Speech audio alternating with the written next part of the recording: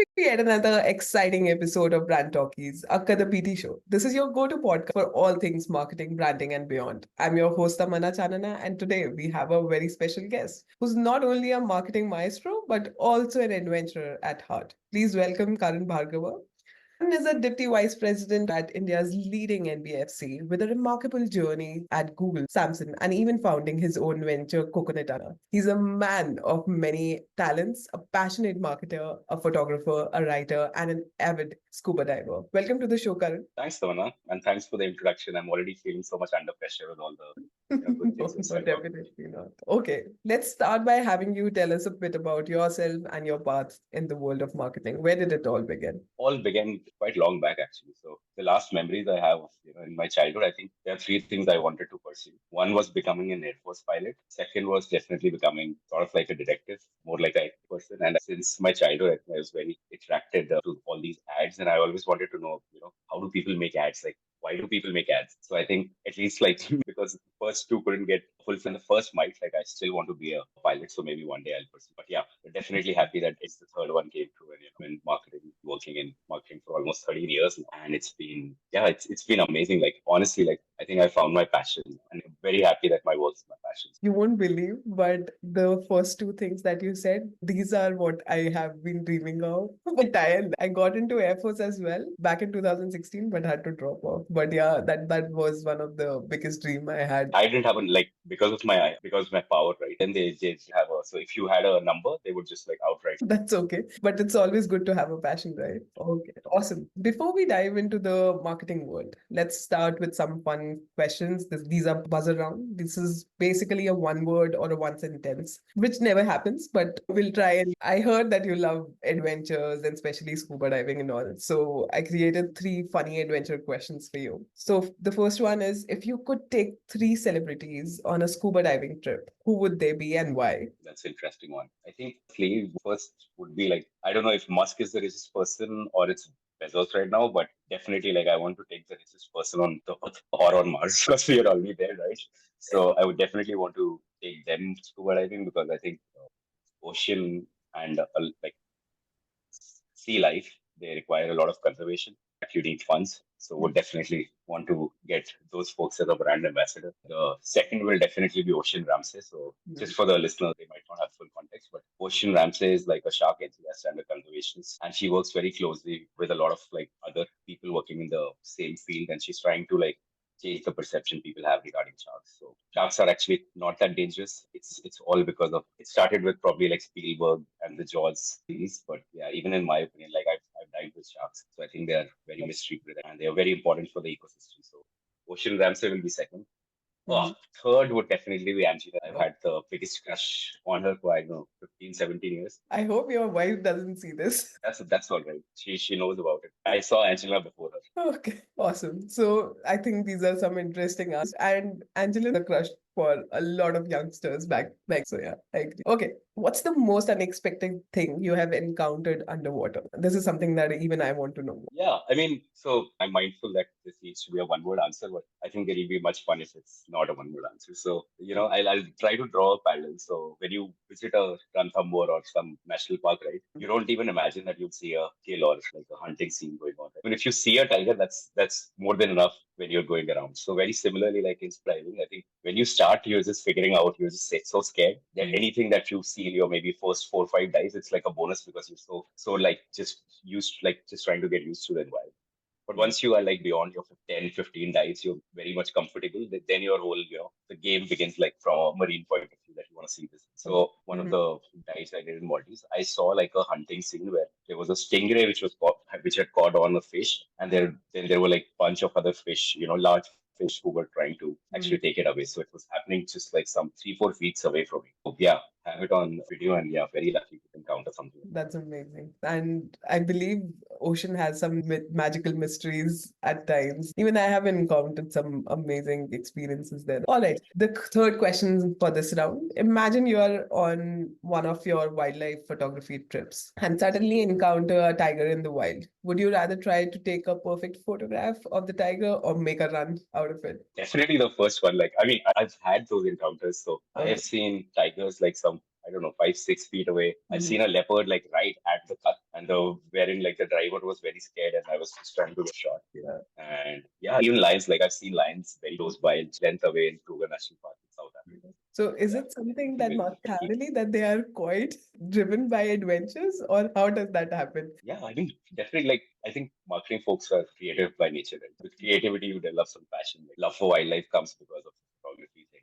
Yeah, I think it just gets intertwined very. Fantastic. So let's dive into the main topics. Since you have an impressive background in growth marketing with major brands, especially in the fintech or PSP space, let's explore some insights from your journey. To start with, what are the key differences you have noticed between working with tech giants like Google and traditional companies like the NBC are currently working for? No, I think so. I mean, these are, like everything has a good and a bad side. Yeah. Very much the same answer. So there are some good things with working at a MNC like Google. And of course, like Google is just a too extreme example, right? Like Google and Facebook are like one, obviously, like they're uncomparable in so many ways. And of course, there are some amazing things with the Indian conglomerates, the way they are run. To be a little more specific, I think while definitely whatever everybody has perks, the work-life balance and all the food and everything, all the jazz that comes around with a very nice office. Yeah. You have the like very high quality colleagues come from like very amazing educational backgrounds. Like everyone is mostly from IIM Bangalore or IIM Ahmedabad, gold medalists as well. There were few folks even from like Harvard and Stanford, which was just like too much to, it just felt like so overwhelming to have folks like that. And of course, like there are some good thing is like I think Google as a company always thinks about scale.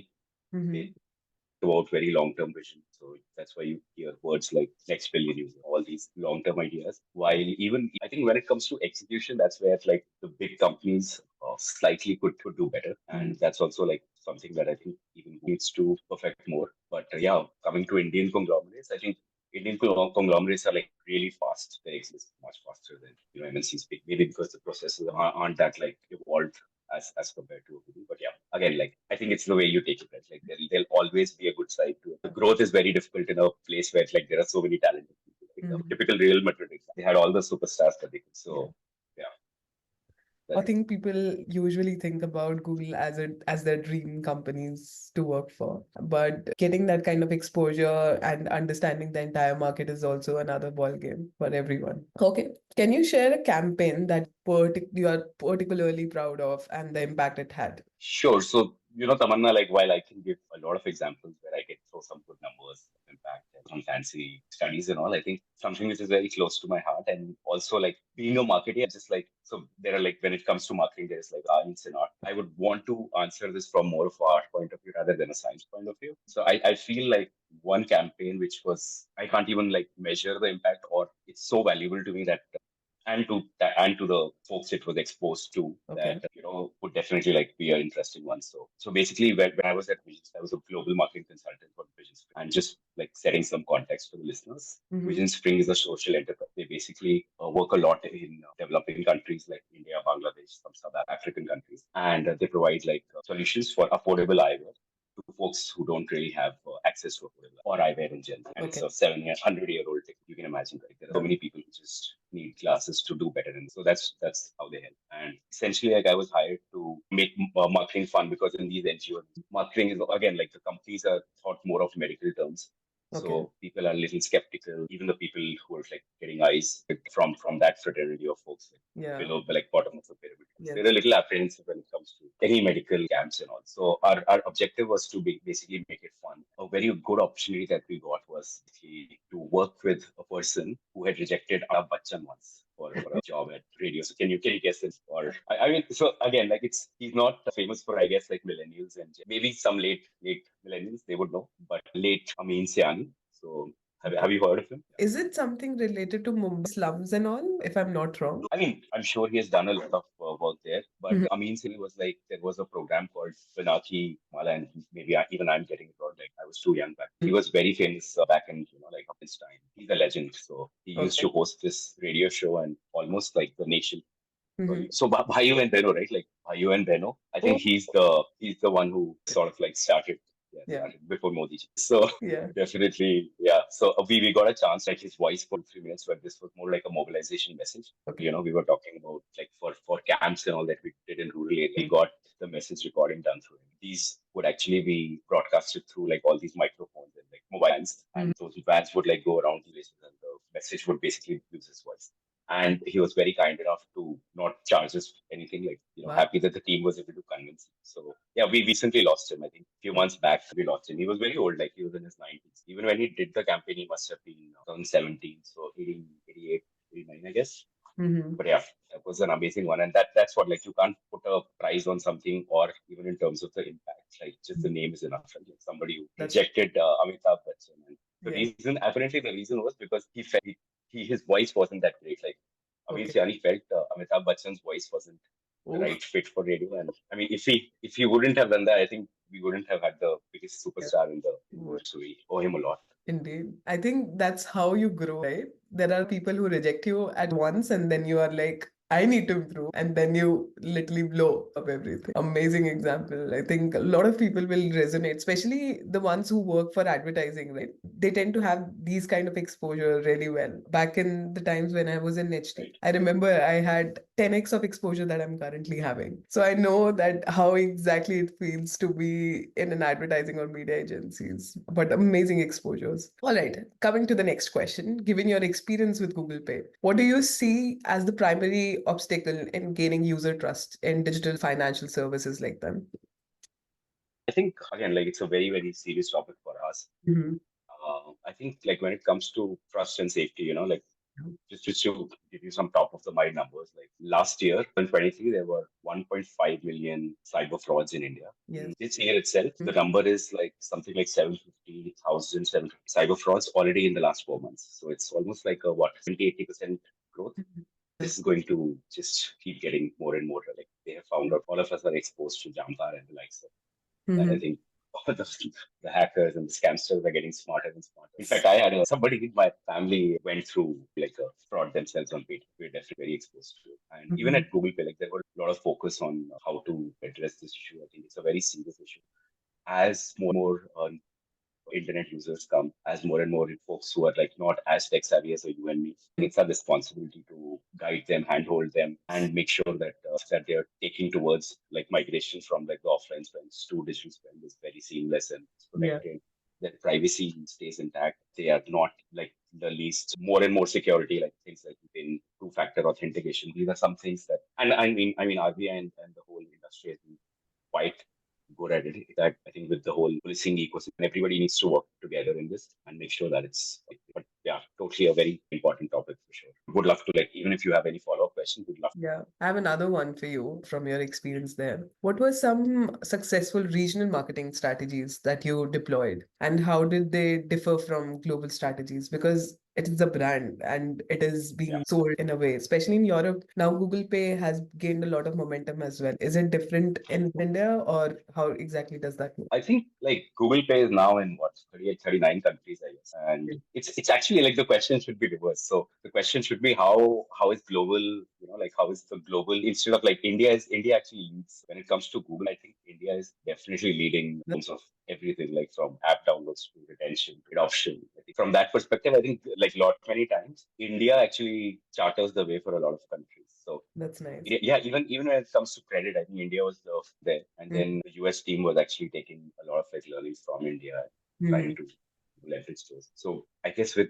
the kind of numbers we see, there is no in like the US, the way Google Pay works is very similar to how a Samsung Pay works. Primarily, they are on to tokenization, so you can basically tokenize a card or a debit card, and then make those payments. Right, like in India, they jumped onto the bandwagon, and quite lucky for them that they were able to do it very timely, while other folks like Paytm, of course, had their own wallet, but took certain time to get on the whole UPI bandwagon. So that way, I think Google Pay has done a phenomenal job, right? Like something 200 million MAUs now, more than that perhaps. That's nice. And overall, I think UPI as a platform, like now, I think NPCI is on a target of having 1 billion transactions per day. That's the target. So they're already doing something. Like last month was 14 billion. June, right? Yeah, 14 billion. So sometimes I believe it's going at 2x of pace of what other industries are. That's why I'm in it, right? That's so true. But I'm really loving this conversation because there are a lot of insights for me as well. Okay, let's talk a bit from your entrepreneurial experience. As a founder of Coconut Anna, what were some unique challenges you faced in marketing a startup versus a well-established brand, since you had worked with some of the prominent names back then? So, I mean, question to answer that question is the challenge itself, but yeah, I'll try to keep it short. So, I think firstly, like it was a bootstrap business. What we were doing, a little bit of context before, so we're basically doing fresh, like delivery of fresh Okay. water chopped from the top, cell phone app. So, the kind of coconut you see nowadays. And so that's, we were doing it quite back then. Like, I think definitely we were one of the pioneers to actually start providing that product in India in that certain way. And nobody was doing home build. Certainly like a front runner. In terms of the numbers, also like pretty good. We were doing some 300, 400 subscriptions in a month, home subscriptions. We had like these carts installed at different offices and Yeah. all these like office complexes. Like coming back to the question, what was difficult? I think it's an unorganized sector, right? Like coconut, the way coconuts are, again, it's completely like imagine me coming from a background like negotiating with people who, like there are all kinds of abuses and hers at each other, that kind of environment. And the initial month like was all about supply chain management. Yeah. We were trying to get a supply chain and our numbers weren't that high, so we basically had to sit with traders and art. They call them artis. These are like, think of them like the traders, right? The farm union sort of, yeah, like very similar to like the rich farmer, just call them, or the middleman. They have a very big say, so they would basically hold a spot in the mandis. And there were so many times like I used to reach there at 5 a.m. and then negotiate and get a truck loaded, like a temp loaded. And so of course from such a background, working and like adapting to that is a challenge in itself. Yeah, we were able to come to a scale where these folks, like we started getting a coconut on a phone call away. So they, like, there was a time when I used to chase them, but there came a time when everybody would be like, you need raw materials today. So yeah, that was a interesting one. Second challenge, of course, I think now in retrospect, and again, like in startup industry, seeing that as well. Everybody is focusing on profit maximization. The whole game of getting like more and more consumers, more and more users. Slowly, shift is happening to more like, instead of getting more users, like just whatever users you have, maximize the profits. So I think we had a similar challenge. Like we were all busy like getting more and more users, while we could have just focused on some localities instead of stretching ourselves thin and doing so many different like. That's one learning for sure. That's nice. I think, yeah, something can happy to. I mean, this is a topic which I can talk for hours, so I'm not sure if we have that much time, but yeah. I'm dead sure, because being an entrepreneur myself, I know what kind of zeal, passion that you bring on the table once you start that. And when you start working again on these brands, right? You have this similar passion because you know that you have done something from ground one and no one has any idea about how it works. But yeah. Okay. So, what role does customer education play in establishing trust in digital wallets? And how can fintech companies effectively educate their users? Because this is a key situation in fintech right now. How do you perceive it? No, I mean, totally. It's very similar to the point we were talking about earlier. Trust and safety is so important, even from an adoption point of view. Yeah. People don't feel safe using digital payments, then they're again like likely to go back to the original forms like cash and all. So I think the entire ecosystem needs to work together again, like NPCI, all these fintechs like Paytms, because they're the leaders. And of course, like there are so many other players now who are doing UPI, even a Grow does UPI. So I think all the players need to, in some way, like forget that they're competitive and work towards a common goal, which is educating users on the right ways to, again, like processes is very important. So having two-factor authentication, always enforcing those, like when you're opening an app, you basically have biometric login. These security codes that you need to enter. So I think that could become a mandate as well. And also I think in terms of like education, they're already doing quite a fair bit. Like NPCI has a decent sized budget where they're rolling out ads to promote how important it is. I don't remember it clearly, but I think they have a basket which is like an auntie, basically, talks about like how important it is to transact safely. I think the biggest thing that these fintechs could do is, again, like having some budgets allocated for, like some marketing budgets stored for safety campaign. Based on the conversation we are having right now, I believe that being a marketer, you're more of like a product person, because you have to evolve the product in a way that your consumers are using. I'm sure it would have been a lot of hustle between you and the product guys to make something like this work. No, for sure, for sure. I mean, more like, business as a target, and then marketing is basically like also, coming in. And in some ways, there are obviously when you're like sort of controlling an environment, basically there is some kind of a collateral damage that happens to growth. That's That true. call is always important. But Yeah. I guess marketing is too evolved nowadays. In fact, I heard a very interesting quote which I would like to share. Mm-hmm. So that I think it was by the founder of Hewlett Packard.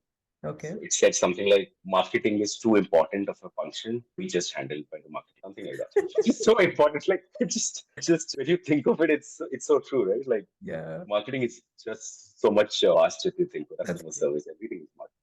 Yeah.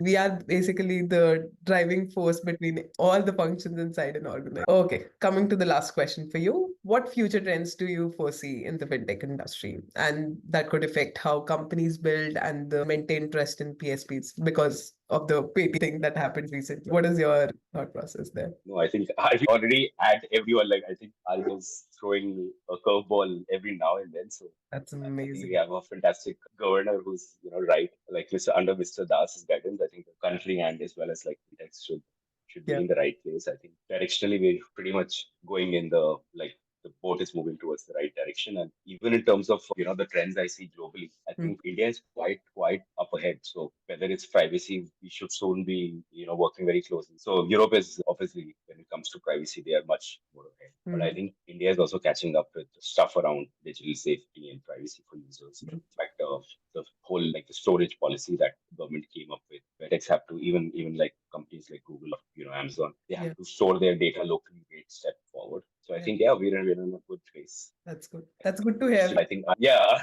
I think we're in safe hands. So don't think we necessarily need to give advice. I think RBI and NPC are definitely. Okay. Thank you, Karan, for sharing such valuable insights and experiences. I'm sure people would learn a lot My pleasure. from the fintech experience that you have. All right. One last question before we conclude this. We would really love to have one golden nugget of advice from you. What would we share with the aspiring marketers? What should be their strategy going forward? And you mean mostly like young? Yeah, exactly. Someone who has newly joined in because they're currently struggling. What should be their thought process and how should they? Yeah. No, I think most important is like marketing is evolving much like how the world is. Artificial intelligence is the future. I think the companies still need to like while technology is there, we are still not in that phase where the use cases are actually being so the use cases are still not like it's the access to these use cases or like the education is still not happened. So just think of it like maybe in the 90s the internet was there, but then how many people knew how to use the internet, right? So we are in a very similar phase where people do know that you can do artificial like ChatGPT. How do you actually use it? How do you save your time? How do you